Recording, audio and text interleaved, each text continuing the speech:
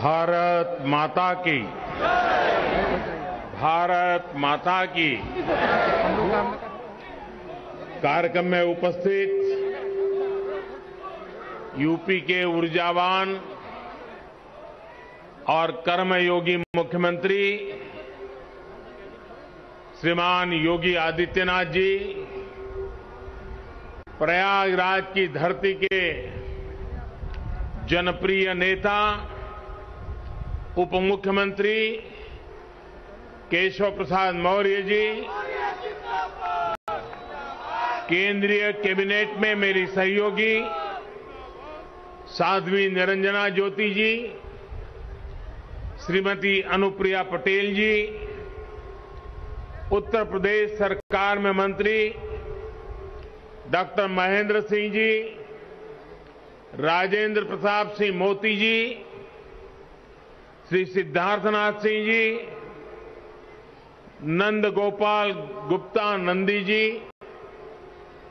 श्रीमती स्वाति सिंह जी, श्रीमती गुलाबा देवी जी, श्रीमती नीलिमा कटियार जी, संसद में मेरी सहयोगी बहन रीता बहुगुणा जी, श्रीमती हेमा मालिनी जी, श्रीमती केशरी देवी पटेल जी, डॉक्टर संघमित्रा मौर्य जी, श्रीमती गीता शाक्य जी, श्रीमती कांता कर्दम जी, श्रीमती सीमा द्विवेदी जी, डॉक्टर रमेश चंद बिंद जी, प्रयागराज की मेयर श्रीमती अभिलाषा गुप्ता जी, जिला पंचायत अध्यक्ष डॉक्टर वीके सिंह जी, सभी विधायकगण, अन्य जनप्रतिनिधिगण और यहां उपस्थित यूपी के सामर्थ्य को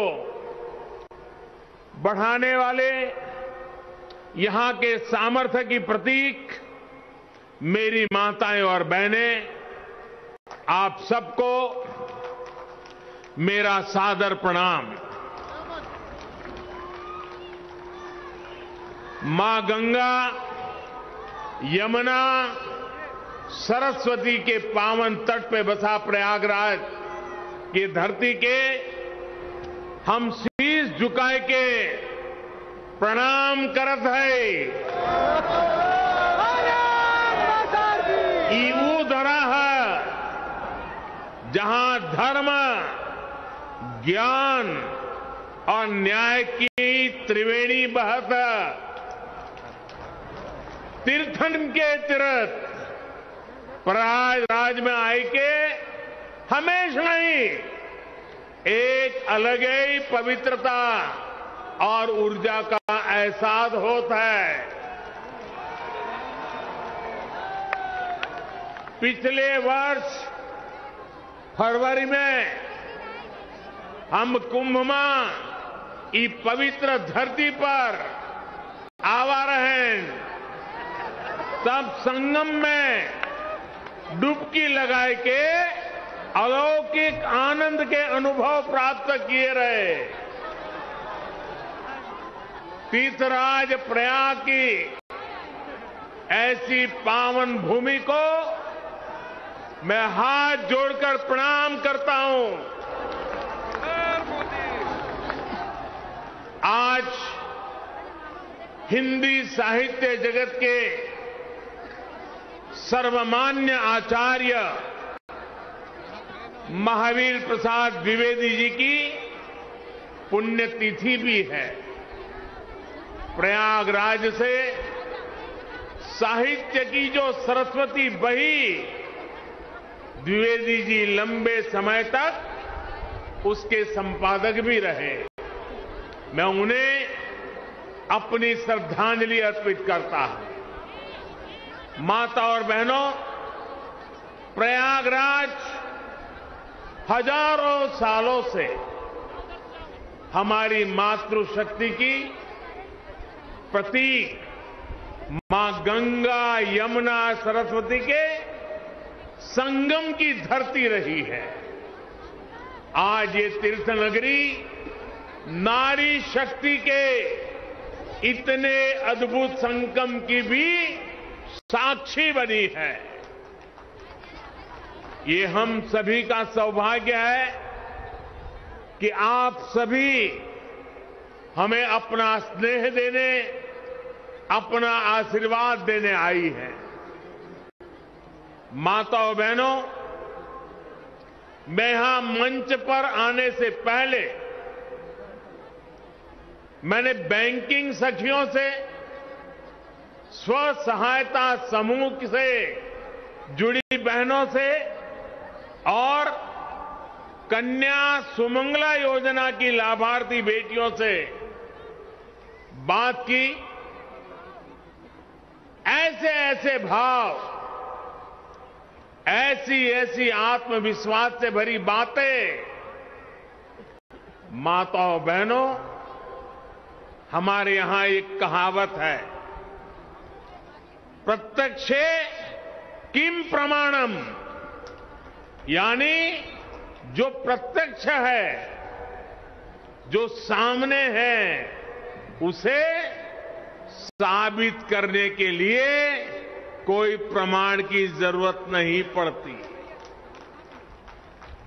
यूपी में विकास के लिए, महिलाओं के सशक्तिकरण के लिए जो काम हुआ है वो पूरा देश देख रहा है। अभी यहां मुझे मुख्यमंत्री कन्या सुमंगला योजना की 1 लाख से ज्यादा लाभार्थी बेटियों के खातों में करोड़ों रुपए ट्रांसफर करने का सौभाग्य मिला।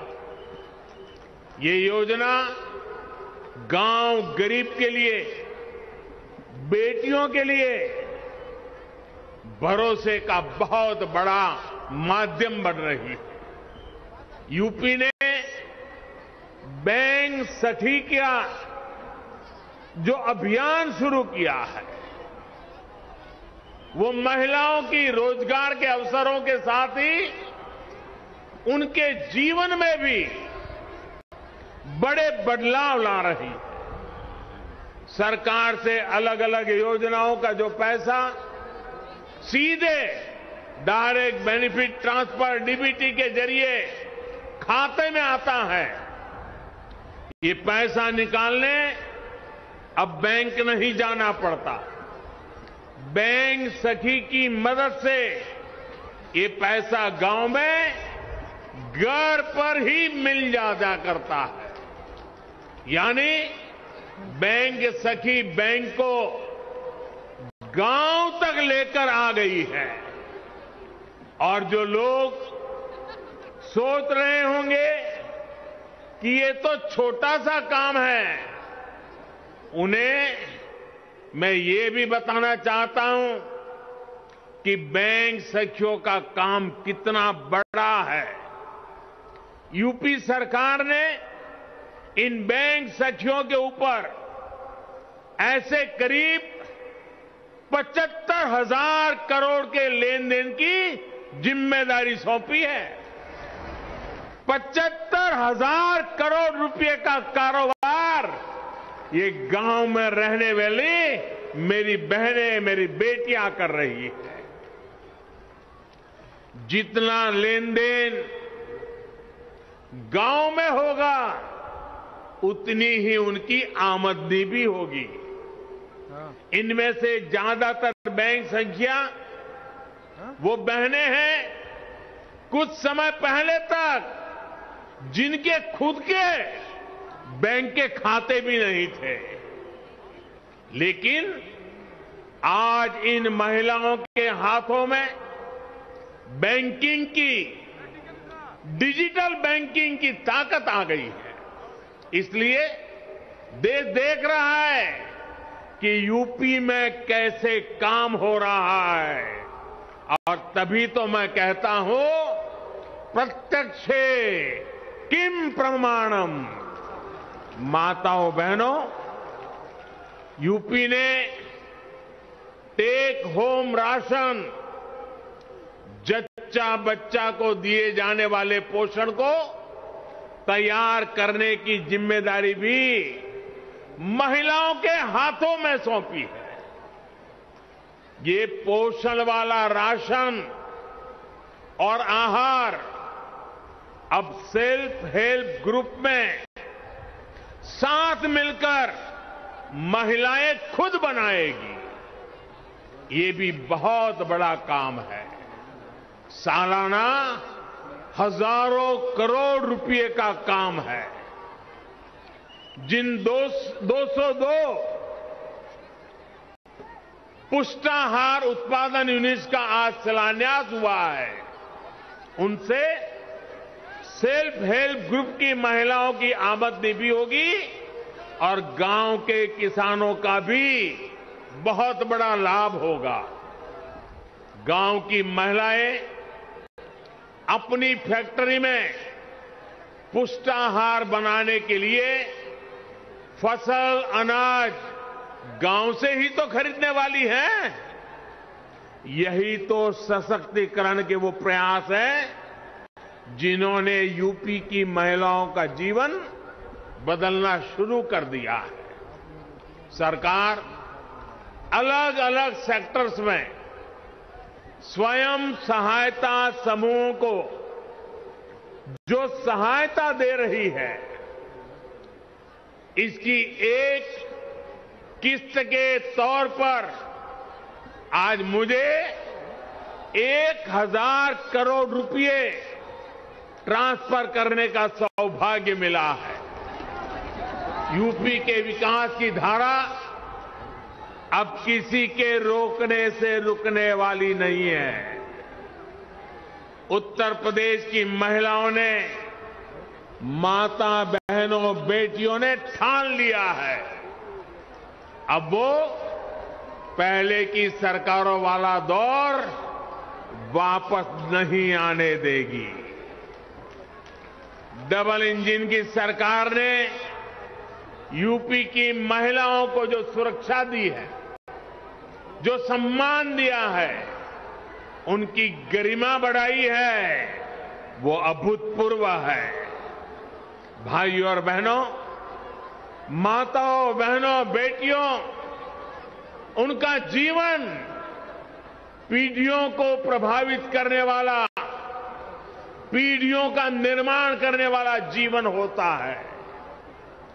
एक बेटी का सामर्थ्य, उसकी शिक्षा, उसका कौशल सिर्फ परिवार ही नहीं, समाज की, राष्ट्र की दिशा तय करती है। इसलिए 2014 में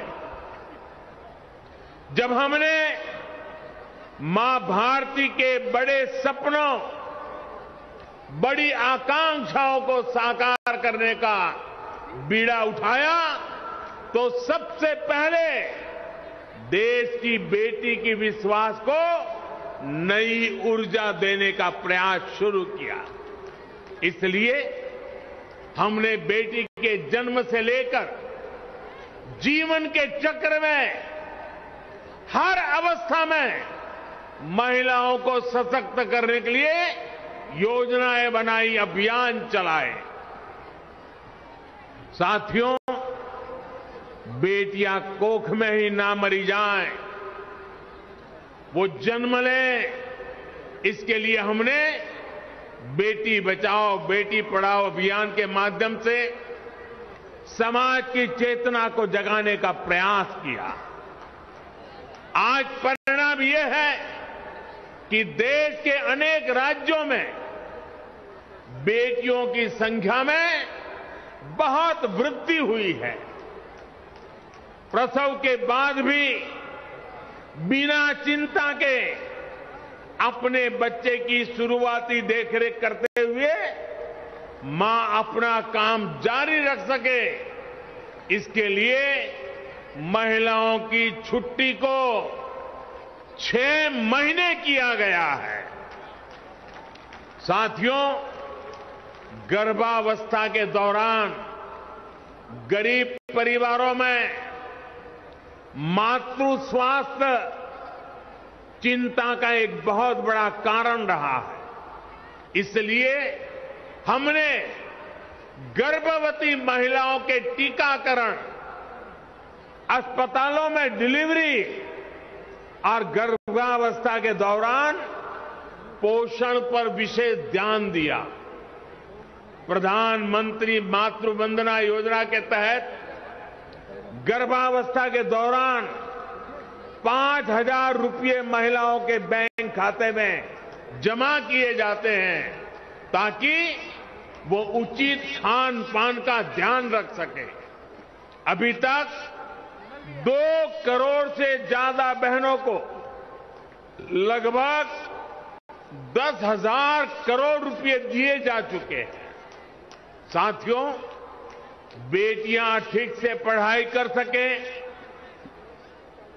उनको स्कूल बीच में ना छोड़ना पड़े, इस पर भी हमने लगातार काम किया है। स्कूलों में बेटियों के लिए अलग टॉयलेट बनाना हो या फिर सैनिटरी पैड्स को गरीब से गरीब बेटियों के लिए सुलभ कराना हो, हमारी सरकार किसी भी काम में पीछे नहीं रही है। सुकन्या समृद्धि योजना के तहत लगभग 2.5 करोड़ बच्चियों के अकाउंट खोले गए हैं।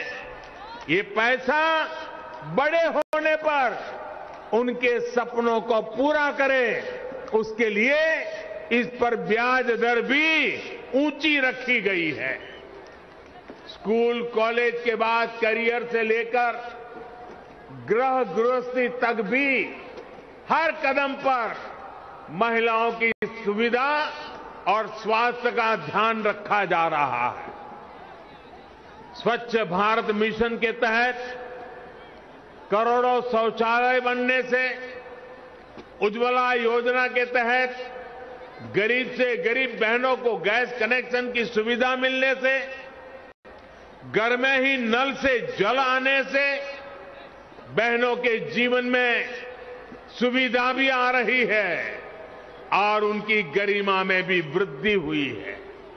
साथियों, आयुष्मान भारत योजना के तहत भी सबसे अधिक लाभ अगर किसी को हुआ है तो वो हमारी बहनें ही हैं। चाहे वो अस्पतालों में डिलीवरी हो या फिर दूसरा इलाज, पहले पैसे के अभाव में बहनों के जीवन पर संकट रहता था। अब 5 लाख रुपए तक के मुफ्त इलाज की सुविधा मिलने से उनकी ये चिंता दूर हो गई है। माताओं बहनों, भारतीय समाज में हमेशा से माताओं बहनों को सर्वोपरि दर्जा दिया गया है, लेकिन आज एक सच्चाई की तरफ भी मैं आपका, पूरे देश का ध्यान दिलाना चाहता हूं। हमारे यहां परंपरा से सदियों तक, दशकों तक ऐसी व्यवस्था रही कि घर और घर की हर संपत्ति को केवल पुरुषों को ही अधिकार समझा जाने लगा। घर है तो किसके नाम? पुरुषों के नाम। खेत है तो किसके नाम? पुरुषों के नाम। नौकरी दुकान पर किसका हक? पुरुषों का। आज हमारी सरकार की योजनाएं इस असमानता को दूर कर रही है। प्रधानमंत्री आवास योजना इसका सबसे बड़ा उदाहरण है। प्रधानमंत्री आवास योजना के तहत जो घर दिए जा रहे हैं वो प्राथमिकता के आधार पर महिलाओं के ही नाम से बन रहे हैं। अगर मैं यूपी की ही बात करूं तो यूपी में 30 लाख से अधिक घर पीएम आवास योजना के बनाए गए हैं। इनमें से करीब 25 लाख घरों की रजिस्ट्री में महिलाओं का ही नाम है। आप अंदाजा लगा सकते हैं, पहली बार यूपी में 25 लाख महिलाओं के नाम उनका घर हुआ है। जिन घरों में पीढ़ियों से किसी महिला के नाम पर कोई संपत्ति नहीं थी, आज वो पूरे के पूरे घर किसी महिला के ही नाम है। यही तो होता है महिलाओं का सशक्तिकरण, सच्चा सशक्तिकरण। यही तो होता है विकास। माताओं बहनों, मैं आज आपको एक और योजना के बारे में बताना चाहता हूं। ये योजना है केंद्र सरकार की स्वामित्व योजना। स्वामित्व योजना के तहत देश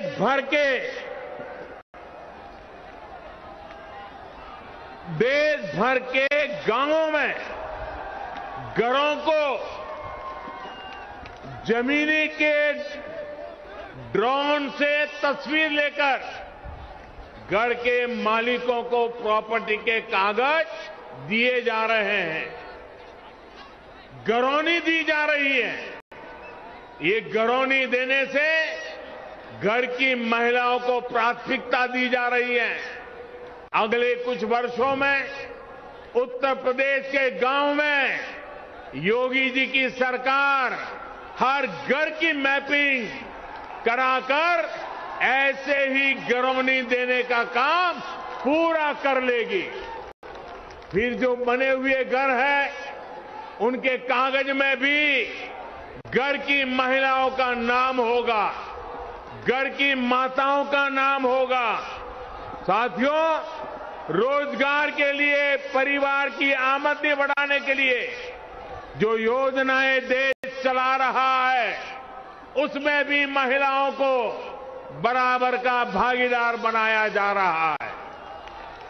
मुद्रा योजना आज गांव-गांव में गरीब परिवारों से भी नई नई महिला उद्यमियों को प्रोत्साहित कर रही है।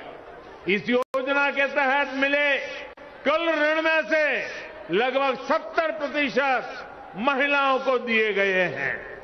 दीनदयाल अंत्योदय योजना के जरिए भी देश भर में महिलाओं को सेल्फ हेल्प ग्रुप की और ग्रामीण संगठनों से जोड़ा जा रहा है। महिला स्वयं सहायता समूह की बहनों को तो मैं आत्मनिर्भर भारत की चैंपियन मानता हूं। मैं स्वयं सहायता समूह असल में राष्ट्र सहायता समूह है, इसलिए राष्ट्रीय आजीविका मिशन के तहत 2014 से पहले के 5 वर्षों में जितनी मदद दी गई, बीते 7 साल में उसमें लगभग 13 गुना बढ़ोतरी गई है। 13 गुना बढ़ोतरी। हर सेल्फ हेल्प ग्रुप को पहले जहां 10 लाख रुपए तक का बिना गारंटी का ऋण मिलता था, अब ये सीमा भी दोगुनी यानी 20 लाख की गई है।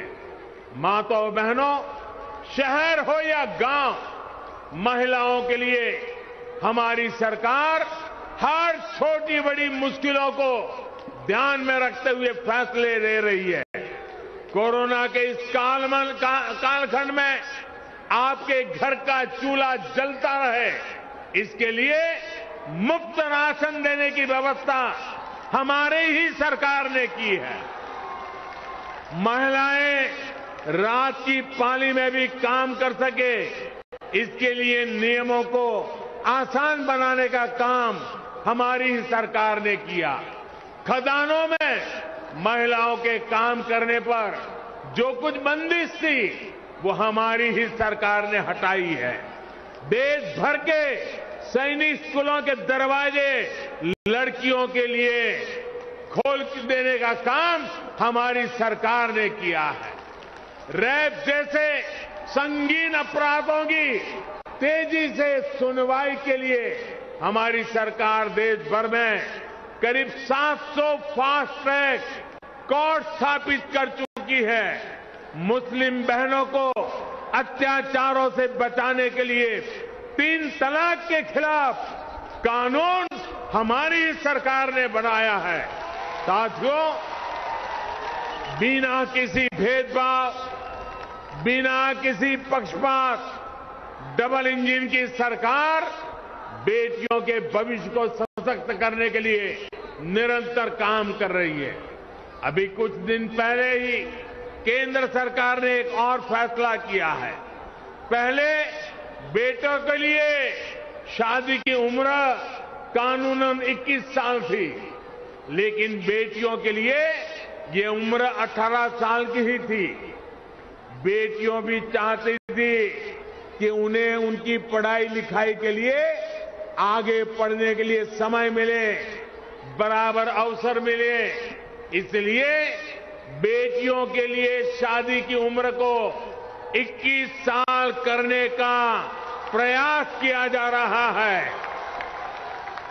देश ये फैसला बेटियों के लिए कर रहा है, लेकिन किसको इससे तकलीफ हो रही है, ये सब देख रहे हैं। भाई और बहनों, 5 साल पहले यूपी की सड़कों पर माफिया राज था।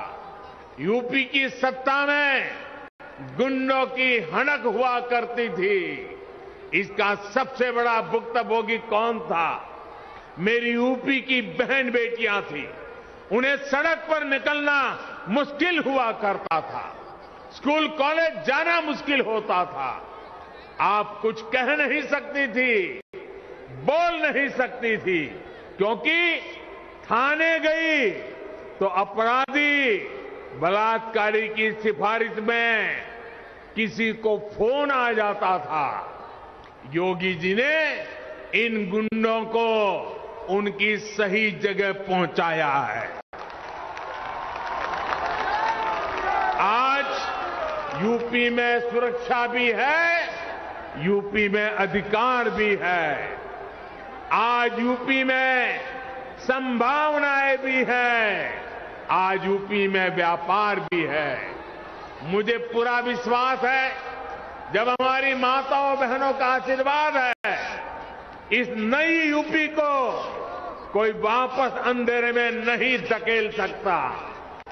भाई और बहनों, आइए प्रयागराज की पुण्य भूमि से ये संकल्प लें, हमारा यूपी आगे बढ़ेगा, हमारा यूपी नई ऊंचाइयां छुएगा। आप सभी माताओं बहनों, आपके आशीर्वाद के लिए, आपके समर्थन के लिए और यूपी के आगे बढ़ाने में आपकी सहभागिता के लिए मैं फिर से एक बार आपको आदरपूर्वक नमन करता हूं। आपका हृदय से बहुत बहुत धन्यवाद करता हूं। मेरे साथ बोलिए, भारत माता की, भारत माता की, भारत माता की। बहुत बहुत धन्यवाद।